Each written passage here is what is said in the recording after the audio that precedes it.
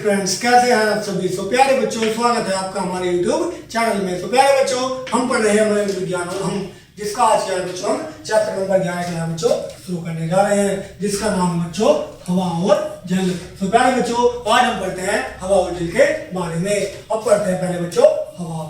हवा हमारे जीवन रहने के लिए अत्यंत आवश्यक है। पृथ्वी हवा की एक मोटी परत से घिरी है। तो प्यारे बच्चों, हवा क्या है, हमारे जीवित रहने के लिए बहुत आवश्यक है। और पृथ्वी क्या है बच्चों, हवा की एक मोटी परत से चारों तरफ से घिरी हुई है। पृथ्वी के चारों ओर वायु की यह परत वातावरण कहलाती है। हवा पदार्थ का एक रूप है, यह अनेक गैसों का मिश्रण है। तो प्यारे बच्चों, पृथ्वी के चारों ओर क्या है बच्चों, वायु की जो है क्या है बच्चों, परत है, वातावरण कहलाती है। हवा पदार्थ का एक रूप है, यह अनेक गैसों का क्या है बच्चों, मिश्रण है। तो प्यारे बच्चों, हवा क्या है, अनेक गैसों का मिश्रण है, जो अनेक गैसों से मिलकर बनी है। इसमें भार होता है, यह स्थान भी घेरती है। तो प्यारे बच्चों, हवा में क्या होता है, भार होता है, और ये क्या है, एक निश्चित स्थान घेरती है। हम हवा को देख या स्पर्श नहीं कर सकते, लेकिन हवा हमारे चारों ओर स्थित है। तो प्यारे बच्चों, हवा को हम क्या है, ना तो देख सकते हैं ना ही छू सकते हैं, लेकिन वो क्या है बच्चों, हमारी ओर चारों ओर स्थित है। जब हम यह चलती है तो हम इसका अनुभव करते हैं। तो प्यारे बच्चों, जब क्या है, हवा चलती है तो हम क्या करते हैं, इसका अनुभव करते हैं। हवा हमें मुख्य गैसें जैसे नाइट्रोजन, ऑक्सीजन, कार्बन डाइऑक्साइड है। हवा में क्या है बच्चों, जो मुख्य गैसें हमारी क्या है, नाइट्रोजन, ऑक्सीजन और क्या है बच्चों, जो हमारी कार्बन डाइऑक्साइड है। हवा में जलवाष्प होती है। हवा में क्या है बच्चों, जलवाष्प होती है। क्या होती है बच्चों, हवा में जलवाष्प होती है। हवा में उपस्थित गैसें। अब पढ़ते हैं बच्चों हवा में उपस्थित गैसों के बारे में विस्तार से। प्यारे बच्चों, सबसे पहले पढ़ते हैं बच्चों ऑक्सीजन के बारे में। Number 1, oxygen. ऑक्सीजन एक अत्यंत महत्वपूर्ण गैस है। पौधे और जंतु श्वसन क्रिया में इसे ग्रहण करते हैं। तो प्यारे बच्चों, हमने क्या जाना, जो ऑक्सीजन है वो एक महत्वपूर्ण गैस है। जंतु और पौधे क्या करते हैं बच्चों, श्वसन क्रिया में इसको ग्रहण करते हैं एवं कार्बन डाइऑक्साइड बाहर निकालते हैं। और क्या है, ऑक्सीजन को तो ग्रहण करते हैं और कार्बन डाइऑक्साइड को क्या है बच्चों, बाहर निकालते हैं। ऑक्सीजन का उपयोग हर समय किया जाता है, लेकिन हवा में इसकी मात्रा एक समान रहती है। यह इसलिए होता है क्योंकि हरे पेड़ पौधे ऑक्सीजन छोड़ते हैं। तो प्यारे बच्चों, ऑक्सीजन क्या है, हम हर समय क्या करते हैं, उपयोग करते हैं, लेकिन इसकी मात्रा घटती नहीं है, हमेशा क्या है बच्चों, समान रहती है। इसका कारण क्या है बच्चों, जो क्या है बच्चों, पेड़ पौधे क्या है, ऑक्सीजन क्या है, छोड़ते हैं, जो वातावरण में क्या है बच्चों, इसकी मात्रा को समान बनाए रखते हैं। अब पढ़ते हैं बच्चों कार्बन डाइऑक्साइड। ऑक्सीजन के समान ही कार्बन डाइऑक्साइड का उपयोग निरंतर किया जाता है। हरे पेड़ पौधे द्वारा इसका उपयोग किया जाता है। तो प्यारे बच्चों, ऑक्सीजन के समान ही क्या है, जो कार्बन डाइऑक्साइड है उसका भी क्या है, निरंतर उपयोग किया जाता है। लेकिन इसका उपयोग कौन करते हैं बच्चों, पेड़ पौधे क्या करते हैं बच्चों, इसका उपयोग करते हैं। ऑक्सीजन ग्रहण करने वाले सभी जंतु इसको निकालते हैं। और क्या है बच्चों, जो क्या है, जो सभी जंतु हैं जो ऑक्सीजन ग्रहण करते हैं, इसे क्या है बच्चों, बाहर निकालते हैं। किसी वस्तु के जलने से भी यह उत्पन्न होती है। वस्तुओं के जलने से भी क्या है बच्चों, यह उत्पन्न होती है। अब पढ़ते हैं बच्चों नाइट्रोजन के बारे में। हवा में लगभग 3/4 भाग नाइट्रोजन गैस उपस्थित है। तो यानी कि बच्चों लगभग क्या है, 70 से 75% क्या है बच्चों, नाइट्रोजन गैस क्या है बच्चों, वातावरण में उपलब्ध है। हवा में इसकी मात्रा 78% है। कितनी है बच्चों, 70 से 78%। कितनी है बच्चों, 78% है, यानी कि 3/4। इस लकड़ी, कोयले, गैसोलीन जलते हैं। इस जब क्या है बच्चों, जब क्या हम लकड़ी, कोयला और गैसोलीन जलते हैं तो अपशिष्ट पदार्थ के रूप में नाइट्रोजन गैस उत्पन्न होती है। पौधों की मिट्टी में नाइट्रोजन प्राप्त होती है। पौधे मिट्टी से क्या है बच्चों, नाइट्रोजन प्राप्त करते हैं। मानव नाइट्रोजन का उपयोग नहीं करते। तो प्यारे बच्चों, ये क्या होती है, वातावरण में 3/4 यानी कि 78% होती है। लकड़ी, कोयले और गैसोलीन क्या है बच्चों, जब हम उनको जलाते हैं तो अपशिष्ट पदार्थ के रूप में क्या है बच्चों, नाइट्रोजन गैस उत्पन्न होती है। जो क्या है, पौधे भी क्या है बच्चों, मिट्टी से क्या करते हैं, नाइट्रोजन गैस प्राप्त करते हैं। अब पढ़ते हैं बच्चों अन्य गैसों के बारे में। अन्य गैस जैसे हाइड्रोजन, ओजोन, हीलियम, नियोन आदि भी हवा में उपस्थित रहते हैं। इनमें से कुछ गैसें हमारे लिए लाभदायक है। तो प्यारे बच्चों, नाइट्रोजन, ऑक्सीजन और कार्बन डाइऑक्साइड को छोड़कर कुछ अन्य गैसें भी क्या है बच्चों वातावरण में रहती हैं, जैसे हाइड्रोजन, ओजोन, हीलियम और नियोन। ये क्या है बच्चों हमारे वातावरण में हवा में उपस्थित रहती है। इनमें से कुछ क्या है बच्चों हमारे लिए लाभदायक होती है, जैसे गुब्बारे में हवा भरने के लिए हमें हीलियम तथा स्ट्रीट लाइट और सूचना पट बनाने के लिए नियोन की आवश्यकता होती है। तो प्यारे बच्चों, गुब्बारे में जो हवा भरी जाती है उसमें क्या है बच्चों हीलियम तथा स्ट्रीट लाइट, जो क्या है बच्चों बड़े बड़े ऊंचे ऊंचे खंभों पर जो लाइटें लगी रहती है उन्हें क्या होता है स्ट्रीट लाइट और सूचना पट यानी कि ब्लैक बोर्ड बनाने में क्या है बच्चों क्या है जो नियोन गैस की आवश्यकता होती है। सूचना पट बोलते हैं बच्चों जहां हम नोटिस लगाते हैं। अब पढ़ते हैं बच्चों जलवाष्प। हवा में जलवाष्प भी होती है। जलवाष्प हवा में गैस के रूप में होती है। तो प्यारे बच्चों, हवा में क्या होती है जलवाष्प भी होती है, जो क्या होती है बच्चों गैस के रूप में होती है। पृथ्वी का जल सूर्य के ताप के कारण वाष्प बनकर उड़ता रहता है एवं जलवाष्प से बादल बनते हैं। तो प्यारे बच्चों, पृथ्वी पर उपस्थित जल क्या है बच्चों सूर्य के प्रकाश से गर्म होकर क्या है बच्चों वाष्प बनकर वातावरण में चला जाता है और जल वाष्प में क्या होते हैं बच्चों बादल बनते हैं। अब पढ़ते हैं बच्चों हवा के गुण। नंबर 1, हवा स्थान घेरती है। तो प्यारे बच्चों, हवा क्या करती है बच्चों स्थान घेरती है। हवा हमारे चारों ओर स्थित है। हमें जीवित रहने के लिए हवा की आवश्यकता होती है। तो प्यारे बच्चों, हवा क्या है स्थान घेरती है और हमारे चारों ओर स्थित है और हमें जीवित रहने के लिए भी क्या है बच्चों हवा की आवश्यकता है। आप हवा को आंखों से देख नहीं सकते, लेकिन हवा सभी जगह पर उपस्थित होती है। हवा क्या है बच्चों स्थान घेरती है। हम प्यारे बच्चों हवा को आंखों से देख नहीं सकते, वो हमारे चारों ओर क्या होती है बच्चों स्थित होती है। आप सभी गुब्बारों को एक साथ जरूर खेले होंगे। आप सभी क्या बच्चों गुब्बारों के साथ क्या बच्चों जरूर खेले होंगे। आपने गुब्बारे में मुंह से हवा जरूर भरी होगी। हवा स्थान घेरती है, तभी यह गुब्बारे फुटबॉल और गाड़ियों के पहियों की भांति पहियों में भरी जाती है। तो प्यारे बच्चों, जब हम क्या गुब्बारों को फूंक मार के हवा भरते हैं तो उससे उसमें क्या बच्चों हवा के द्वारा कुछ स्थान घेर लिया जाता है, जिससे क्या सिद्ध होता है बच्चों जो क्या होते हैं गुब्बारे होते हैं उनमें क्या बच्चों हवा जो भरी जाती है वो क्या है स्थान घेरते हैं। और क्या बच्चों गुब्बारे फुटबॉल और गाड़ियों के पहियों में भी क्या है बच्चों जो हवा भरी जाती है वो भी क्या करती है बच्चों स्थान घेरती है। हवा का दबाव पहिए के ट्यूब को तकिए के समान फुला देता है, जिससे गाड़ियों के समान रूप में चलती है। तो प्यारे बच्चों, जब क्या है जब पहियों में क्या भरी जाती है हवा भरी जाती है तो हवा का दबाव क्या है बच्चों पहिए के ट्यूब को क्या बच्चों फुला देता है, जिससे क्या बच्चों गाड़ियां समान रूप से चलती है। नंबर 2, हवा में क्या होता है बच्चों भार होता है। हवा पदार्थ से निर्मित है, इसलिए उनमें भार होता है। इसे दर्शाने के लिए एक प्रयोग किया जा रहा है। तो प्यारे बच्चों, हवा क्या होती है बच्चों किसी पदार्थ से निर्मित होती है और उनमें क्या होता है बच्चों भार होता है। उसे दर्शाने के लिए क्या बच्चों एक प्रयोग किया जा रहा है। प्रयोग क्या है बच्चों सबसे पहले क्या लेनी है हमें आवश्यक सामग्री। तो प्यारे बच्चों क्या है वो आवश्यक सामग्री, हम क्या करेंगे पतली छड़ी, 2 समान आकार वाले गुब्बारे, कैंची, धागे, टेप और पिन को क्या है बच्चों आवश्यक सामग्री के रूप में लेते हैं। अब क्या करना है बच्चों में प्रयोग शुरू करना है। नंबर 1 क्या करना है बच्चों में धागे का एक टुकड़ा लीजिए। क्या करना है बच्चों हमें धागे का एक टुकड़ा लेना है। नंबर 2 धागे को लकड़ी की छड़ी के माध्यम से बांधिए और जो धागे का टुकड़ा है उसे क्या है लकड़ी की छड़ी के माध्यम से क्या है बच्चों बांधना है। नंबर 3 दोनों गुब्बारों को समान रूप से फुलाइए। अब हमें क्या करना है बच्चों 2 गुब्बारे लेने हैं और उन्हें समान रूप से यानी कि एक रूप आकार से क्या बच्चों फुलाना है।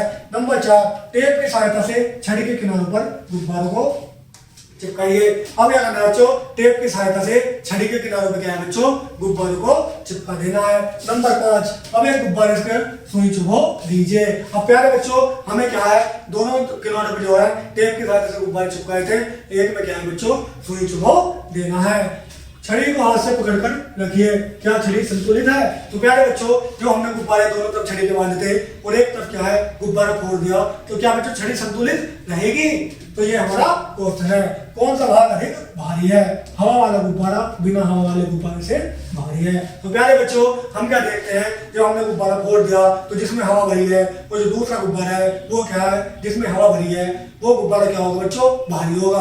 और जो गुब्बारा फोड़ दिया वो गुब्बारा हल्का होगा। ऐसा क्यों? क्योंकि बच्चों गुब्बारे में हवा नहीं भरी हुई और हवा क्या है बच्चों, हवा में भार होता है। तो इससे बच्चों यह प्रयोग यह दर्शाता है कि हवा में क्या होता है बच्चों, भार होता है। क्योंकि जिस गुब्बारे में हवा भरी थी वो हिस्सा क्या होगा बच्चों, भारी होगा। अब पढ़ते हैं बच्चों आगे। हवा दबाव डालती है, हवा दबाव डालती है क्योंकि उसमें भार होता है। जो जो आप ऊपर और जाएंगे हवा का दबाव घटता जाएगा। यहाँ एक प्रयोग दिया गया है जो यह दर्शाता है कि हवा में दबाव होता है। तो प्यारे बच्चों हमारी हेडिंग थी हवा में दबाव होता है। हाँ जी बिल्कुल, हवा में क्या होता है बच्चों, दबाव होता है। क्योंकि जिस वस्तु में भार होता है उसमें दबाव भी होता है। आइए जानते हैं एक प्रयोग के द्वारा। नंबर 1, अपनी छाती पर हाथ रखिए। हमें क्या रखना है बच्चों, अपनी छाती पर हाथ रखना है। नंबर 2, एक गहरी सांस लीजिए। हमें ये करनी बच्चों, एक गहरी सांस लेनी है। आपकी छाती का क्या होता है, क्या आप अनुभव करते हैं कि यह फैलती है? तो प्यारे बच्चों क्या होता है, जब हम छाती पर हाथ रखते क्या है, गहरी सांस लेते हैं तो हमारी छाती क्या है बच्चों, फैल जाती है। आपकी छाती फैलती है क्योंकि गुब्बारे में जिस प्रकार हवा भरने पर वह फैलता है, उसी प्रकार आपकी छाती भी हवा ग्रहण करने के साथ फैलती है। हवा दबाव डालती है जिससे आपकी छाती फैलती है। तो प्यारे बच्चों जब हमने गहरी सांस ली तो हमारी छाती फैलती है। क्यों फैलती है? क्योंकि बच्चों हम क्या है, सांस लेने के लिए क्या है बच्चों, हवा अंदर लेते हैं और जिसके कारण क्या है बच्चों, हमारी छाती फैलती है। तो इससे क्या सिद्ध होता है बच्चों, हवा क्या है बच्चों, दाब डालती है। अब पढ़ते हैं बच्चों प्रदूषण के बारे में। हवा में एक या अधिक संदूषण मिल जाने से वह प्रदूषित हो जाती है। हवा हानिकारक तत्वों से प्रदूषित होती है। तो प्यारे बच्चों हवा में क्या है, एक से अधिक संदूषण यानी कि अपशिष्ट पदार्थ क्या है बच्चों, हवा में मिलने से क्या है बच्चों, हवा क्या हो जाती है बच्चों, प्रदूषित होती है। वायु प्रदूषण से स्वास्थ्य पर प्रतिकूल प्रभाव पड़ता है। यह पर्यावरण और संपत्ति को भी हानि पहुंचा सकता है। तो प्यारे बच्चों क्या है, जो वायु प्रदूषण है उससे हमारे स्वास्थ्य पर प्रतिकूल प्रभाव पड़ता है। यह क्या है बच्चों, पर्यावरण की और संपत्ति को भी क्या है बच्चों, हानि पहुंचाता है। यह हवा में उपस्थित गैसों को भी असंतुलित कर सकता है। यह क्या है बच्चों, जो हवा में उपस्थित गैसें हैं उन्हें भी क्या कर सकता है बच्चों, असंतुलित कर सकता है। हवा को स्वच्छ रखने के लिए क्या उपाय? तो प्यारे बच्चों हवा को स्वच्छ रखने के लिए हम क्या है, कई प्रकार के उपाय कर सकते हैं। नंबर 1, अधिक से अधिक वृक्ष लगाकर। हम क्या कर सकते हैं बच्चों, अधिक से अधिक वृक्ष लगाकर क्या है बच्चों, हवा को क्या कर सकते हैं, शुद्ध कर सकते हैं। अपने वाहनों की प्रदूषण जांच कराकर। हमें क्या है बच्चों, अपने वाहनों की क्या है बच्चों, प्रदूषण की जांच कराकर भी क्या है बच्चों, हम हवा को शुद्ध या स्वच्छ रख सकते हैं। नंबर 3, कारखानों को प्रदूषण रहित करके। कारखानों को प्रदूषण रहित करके भी क्या है बच्चों, हम अपने वातावरण को क्या है बच्चों, गंदा होने से, हवा को गंदा होने से बचा सकते हैं। अब पढ़ते हैं बच्चों जल के बारे में। जल हमारे चारों ओर स्थित है। जल सभी सजीवों के लिए अत्यंत महत्वपूर्ण भाग होता है। जल क्या है बच्चों, हमारे चारों ओर स्थित होता है और सभी सजीवों के लिए क्या है बच्चों, अत्यंत महत्वपूर्ण भाग होता है। पृथ्वी का लगभग 3/4 भाग जल से ढका है। पृथ्वी का क्या है बच्चों, 3/4 लगभग 70 से 75% भाग क्या है बच्चों, जल से ढका हुआ है। अब करते हैं बच्चों अशुद्ध जल। जल में कई पदार्थ मिल जाते हैं जो हानिकारक होते हैं। जल को काफी मात्रा में अशुद्धियां मिली होती है। तो प्यारे बच्चों जल में क्या है बच्चों, जब कई प्रकार के पदार्थ मिल जाते हैं तो वो जल को क्या कर देते हैं बच्चों, हानिकारक बना देते हैं। जो उसके लिए क्या होते हैं बच्चों, हानिकारक होते हैं और काफी मात्रा में क्या है बच्चों, उसमें अशुद्धियां मिली होती है। अशुद्धियां घुलनशील या अघुलनशील हो सकती है। अशुद्ध जल हानिकारक होता है। तो प्यारे बच्चों अशुद्धियां क्या हो सकती है बच्चों, घुलनशील या अघुलनशील, मतलब कि वो जल में घुल भी सकती हैं और नहीं भी।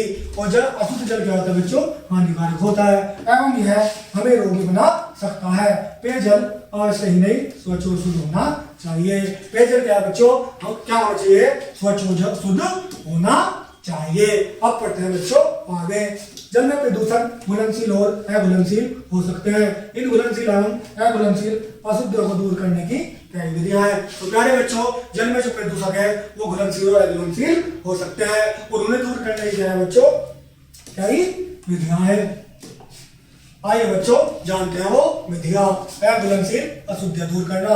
अघुलनशील अशुद्धियों को दूर करने की विभिन्न विधियां हैं। तो प्यारे बच्चों जो अघुलनशील अशुद्धियां होती हैं उन्हें किस प्रकार हम दूर कर सकते हैं आइए जानते हैं। नंबर 1 अवसादन। अघुलनशील अशुद्धियां जैसे कीचड़ आदि भारी होकर नीचे बैठ जाती हैं, हमें इन्हें साफ जल प्राप्त होता है, यह विधि अवसादन कहलाती है। तो प्यारे बच्चों जो क्या होती है अघुलनशील अशुद्धियां होती हैं जैसे कीचड़ भारी होकर क्या है बच्चों नीचे बैठ जाती है एवं हमें क्या है बच्चों साफ जल प्राप्त होता है, इसे बच्चों क्या कहते हैं अवसादन विधि कहते हैं।